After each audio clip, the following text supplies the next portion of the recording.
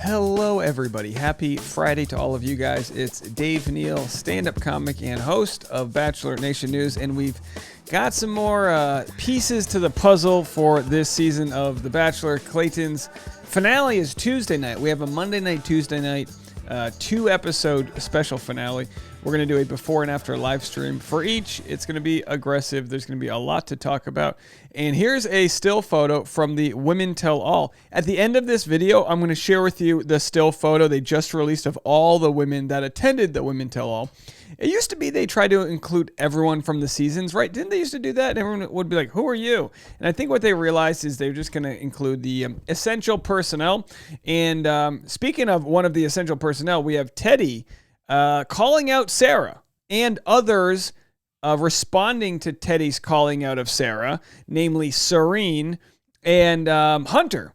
So by sharing what Teddy said, they're essentially endorsing that Sarah was doing a lot of work behind the scenes to paint herself a certain way. We'll get into all this, and by all means, follow me on Instagram at DNeals right there. If you want extra bonus content, you go to patreon.com/Dave Neal. And of course, don't forget, double check, please, on a Friday. Double check. Make sure you're subscribed. If you're not, just hit the subscribe button. It's free.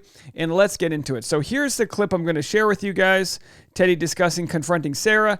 And then afterwards, here's a clip of Serene. And then I'll show a photo of Serene. After that, I'll show the full photo of everybody and what their get up is all about. So let's have a listen to this. And of course, this is a clip of Teddy explaining what was going on with Sarah. And confront Sarah any earlier that we just didn't see it air? Or do you now wish, and maybe you've chatted with the other women about this too, like, does anyone wish they would have confronted her earlier so it didn't have to blow up and get to the point that it did? And really, I mean, because it sounds like she made y'all feel like shit. Yeah. And it really rocked your relationships and like wanting to be there at certain points. I think that was a consensus of the group. Yeah. So does anyone wish they would have called her out earlier? Totally. To answer your question, as far as I know, no one confronted her earlier. And I wish that we would have. I think the hard part is she would go to us all individually and off camera. So she would start it by saying, because we are so close, I want to tell you what he's saying so that you can guard your heart. So when you're phrasing it like that, like you just are having a friend coming and talking to you, is this like late night bedroom chat? Yeah, it's like sneaking into each other's rooms at night, like not really supposed to be doing that. But she would phrase it as being your best friend. And I am very naive to that. I love having a lot of friends. And I was thankful in the moment because again, like I did want to guard my heart. And when someone's phrasing it in a way that they're doing it to be your friend, I didn't feel like that was something I should tattle or tell someone, talk about like to someone else. But she would do that to everyone, but none of us knew because none of us were talking about it because we all thought she was just going to us and just as our best friend. But really she was doing it to every person that had a strong relationship with him. So I didn't feel in the moment like there was anything to confront because I thought it was coming from pure intentions. Looking back, I think we all wish we would have by week 2 after she got her one-on-one confronted her in that moment, but we didn't know that it was happening. We didn't think there was malintent in the moment. Didn't think there was malintent. Well, now you learned. Everything on Bachelor is malintent.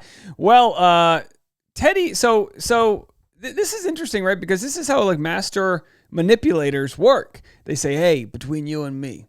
Now listen, I'm letting you know this because we're buddies, but I don't want, it's and then now they're starting to share receipts. And as they share receipts, they realize, hey, she used that line on you too, huh? This actually reminds me of like a guy who's like a player and he'll be like, hooking up with a bunch of different girls, but he'll be like, oh, I'm not ready for something. Let's just keep it between us, whatever. My ex-girlfriend's a little crazy, so I don't want her to know, so let's keep this off social media. Next thing you know, one woman like starts calling her guy an F-boy, and then another woman's like, hey, that was my guy. And then like 7 women later, like, wait, we all got duped by the same guy? You all got duped by Sarah. Now, if that's how Teddy felt, that'd be one thing. And of course, the title here from Bachelor Happy Hour is in case you need a little more info on why the women had a problem with Sarah. And of course, Clayton Eckhard, he dismissed her unceremoniously. And a lot of people were giving him like some, people were mad that he kept Shanae, right? But then they were mad when he got rid of Sarah so quickly. Oh, you believe Shanae for 5 episodes? And then all of a sudden you find something out about Sarah? Well, we don't know everything that he was told about Sarah, but it appears from what we're hearing that multiple women had this sort of conversation with Sarah. So Sarah's response today was to post a positivity meme. This is very Claire Crowley of her, right? My life revolves around peace and love. Stress and negative energy have no place here. Well, listen, Sarah, because you and I are close friends, I'm going to let you know something here. Don't tell anybody else that. No. Hey, and maybe Sarah didn't have any malintent. Maybe because in a lot of ways we're all guilty of using manipulation techniques to get what we want, and we don't even know we're doing it. If anyone's like a middle child, we're always, or divorced parents, oh, mom said you that, oh, dad told me, you're constantly manipulating people to get what you want. Well, Sarah got called on it. So Serene co-signs this by sharing it. So here's, Hunter shared it too. So Hunter believed it.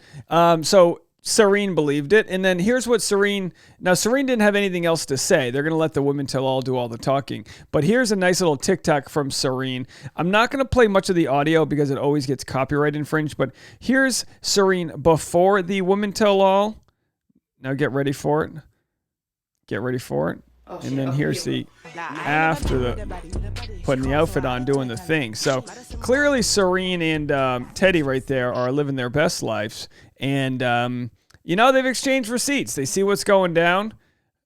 Here's Serene. We'll see if she talks about Sarah. Now, obviously, Serene, Sarah, these are the heavy hitters. These are the top 5, the top 6, Clayton giving Sarah the second one-on-one was probably the sort of tip of the iceberg, or I should say the tipping point where everyone realized, oh, Sarah's getting a second one-on-one, and then, because of that target it puts on Sarah's back, people go, hey, yeah, she told me all these things. Oh, she told me those same things. What would be interesting, and we'll have to find out on the Women Tell All, what would be interesting is to find out if Sarah used the same phraseology with all of them. Like, between you and I, because we're so close, like if she used those terms, then she could be in trouble. So here's the first look we have at the Women Tell All. I'm seeing 12, 13, 14, 15, 17, lucky 17. You guys win a free car if you can name everybody, but notable. Of course, it looks like Sarah, and again, you know me, not much for fashion, but are we looking at nude straps or is that a no strap dress? I can't really tell. Either way, we got Lindsay on one side and then Shrimpney on the other. She's got a tattoo down there. I can't read it. So as far as we can zoom, we got the doc up above. Cassidy decides not to look at camera. Everyone's holding their knees or hands to the knees. Genevieve made it.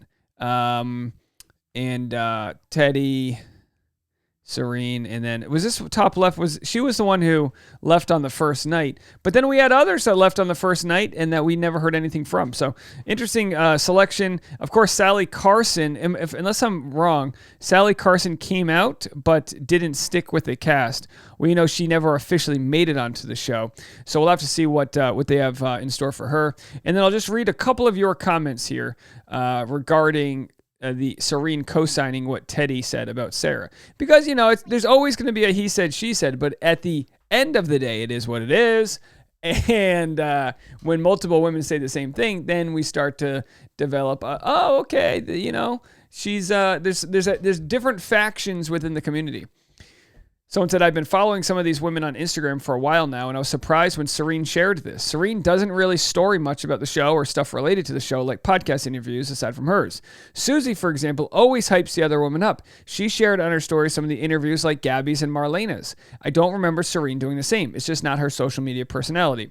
So when she storied this, I didn't even know that was a word, storied. When she storied this, and she wasn't even mentioned by Teddy could have just forgotten to include Serene. She said that Sarah talked to her, Rachel, Gabby, and Susie in the full interview. I'm like, googly eyes. Serene has never been involved in any of the house drama, at least from what I've seen, and she's such an unproblematic and composed queen. Not to be dramatic, but I trust Serene with my life. Someone said, this is so interesting to me. I didn't think Sarah was that manipulative. She went on the wrong show. Really could have brought it home if she went on Survivor. And then others have accused Sarah of being coached by Game of Roses podcast. It's the only explanation I can think of. Sarah seems like a nice person, and I just don't see that tactic to be her idea. P.S. I don't even listen to Game of Roses this season. I apologize to people getting annoyed with the who's being coached theories, but it's either this or Sarah is manipulative in real life, or at least while in the house. That's a good point. Sometimes you might be fine in real life, but when you're put in a situation that's like a sink or swim, you versus the world situation, like Survivor or Bachelor, it might bring out the worst in you. And maybe she used a couple techniques off camera, which would be the worst. It's like, hey, at least you use these techniques on camera so we can judge them. But either way, let me know what you guys think. Is it a whole bunch of drama about nothing, or are we finally getting to the end of this season and we're just tying up loose ties? Let me know. It is what it is. This is Friday. And oh, by the way, I've got a new video up on my Dave Neal show, so you can go watch that video right now. I'll put it right here. Click on it. Bye, guys.